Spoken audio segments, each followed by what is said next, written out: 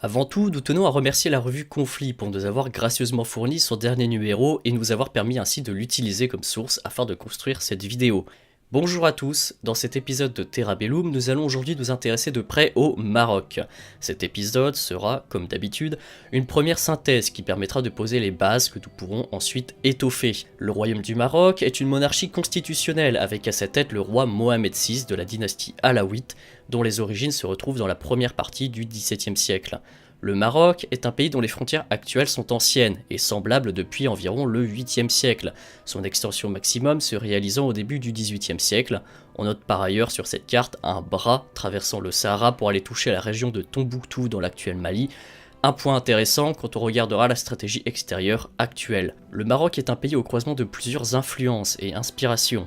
Berbères, phéniciennes, romaines, arabes, d'Afrique subsaharienne, etc. En 1912, c'est la période du protectorat français au Maroc, une colonisation particulière qui se distingue notamment de la politique française en Algérie et en Tunisie. Le protectorat, initié et dirigé dans un premier temps par le général Lyautey, décide de maintenir la dynastie des sultans alaouites au pouvoir alors que le pays faisait face à différentes tensions et crises, en plus d'être divisé en plusieurs factions depuis plusieurs décennies. Une stratégie qui sera payante au final pour la dynastie régnante quand celle-ci retrouvera en 1957 sa pleine et entière indépendance. Le sultan Mohamed V abandonnera alors son titre de sultan pour prendre celui de Malik, celui de roi. La voie du Maroc contemporain est alors ouverte. Cette première période sera marquée par le long règne de Hassan II de 1961 à 1999, période pendant laquelle le Maroc se confronte militairement à l'Algérie dans les années 60 et connaît plusieurs tentatives de coup d'État avortées dans les années 70. Le royaume va gagner progressivement en stabilité politique, mais doit faire face dans les années 80 et 90 à une crise économique et des années de sécheresse qui plombent l'agriculture nationale. En 1999, l'actuel roi Mohamed VI succède à son père. Le Maroc entre alors dans le XXIe siècle. Qu'en est-il alors de la stratégie interne du pays ? Après une croissance rapide dans les premières décennies des années 2000, plus 4,7% de croissance annuelle du PIB, celle-ci a légèrement diminué cette décennie pour atteindre les plus 3% du PIB. La stratégie économique pour le Maroc était alors d'assurer l'expansion de sa demande intérieure en 3 facteurs. Tout d'abord, en favorisant les investissements publics, dont les effets positifs se font ensuite ressentir sur l'économie et les hommes. En améliorant les services et infrastructures de base, l'accès aux soins, l'eau potable, au transport, etc. Et enfin, en améliorant l'espérance de vie, notamment en réduisant la pauvreté et misant dans la relance de l'agriculture. Pourtant, le pays doit faire face à 2 principaux défis. Le premier, interne, le fort taux de chômage, plus 10% en 2017, qui touche la population et particulièrement les jeunes entre 15 et 24 ans, dont 26% sont actuellement au chômage. Le deuxième défi est externe, il concerne cette fois le contexte de mondialisation, à l'heure où les pays sont de plus en plus connectés et où la concurrence se réalise à une échelle mondiale. Le Maroc doit repenser et reformuler sa politique de croissance, qui a atteint ses limites en effectuant une transition vers le haut dans son rapport aux technologies. Il est à noter que le pays est déjà un acteur de choix dans le domaine de l'automobile avec Renault ou encore de l'aéronautique avec Boeing. Le problème étant ici que le Maroc agit comme une plateforme de production, le but étant à moyen long terme de devenir un acteur dans des secteurs d'innovation, par exemple en matière énergétique, principalement dans le domaine du photovoltaïque avec les centrales solaires Nour 1, 2, 3, 4, ou encore de s'investir dans le nucléaire civil. Cette nouvelle transition doit donc être marquée par l'innovation, et pour cela, il convient de revoir le rapport entre l'éducation et les besoins d'un régime d'innovation qui devrait faire face aux marchés mondiaux. Aussi, cela pourrait permettre d'accroître les investissements privés sur place et donc tenter d'enrayer le chômage. Les investissements publics devraient donc se répartir entre les infrastructures de base en poursuivant la stratégie de base, les routes, les énergies, la télécom, l'eau, etc. et les infrastructures avancées pour permettre le passage d'une activité intensive, basée sur la main-d'œuvre et les technologies importées, à une activité d'innovation et de développement avec une main-d'œuvre qualifiée. Dans son ensemble, le Maroc est un pays et une zone relativement stable. L'essentiel de la population est d'origine berbère, arabisée par la suite, mais la langue, deuxième langue officielle avec l'arabe, et les mœurs berbères font toujours partie intégrante du pays, notamment dans les montagnes du Rif et de l'Atlas. C'est de moins en moins vrai aujourd'hui, mais le pays a aussi pendant longtemps été divisé entre population sédentaire et population nomade.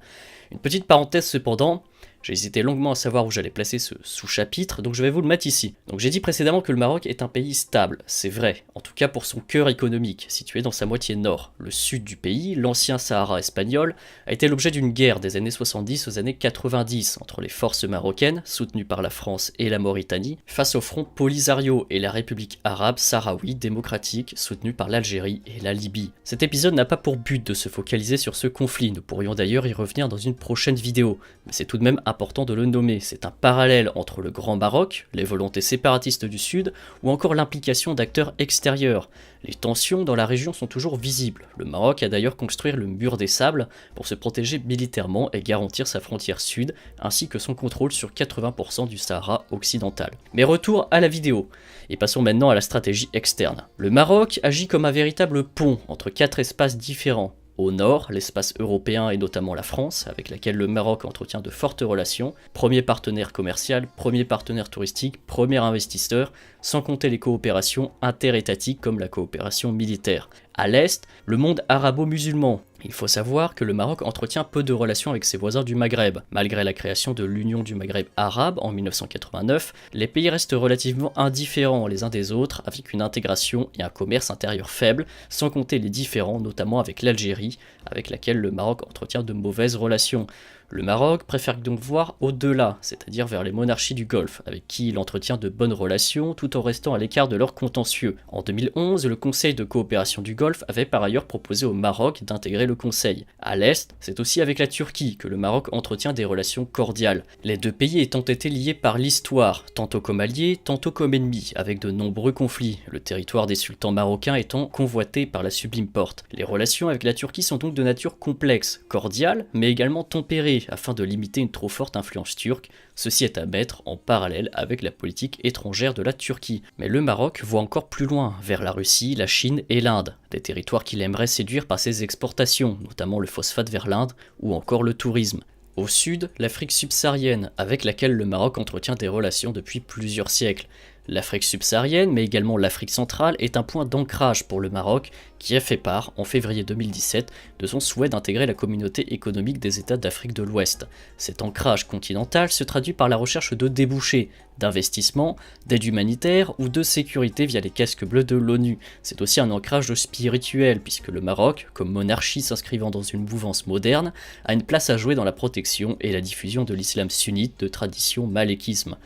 Enfin, l'espace à l'ouest, l'océan Atlantique et plus particulièrement les États-Unis, avec lesquels le Maroc entretient des relations tout à fait cordiales.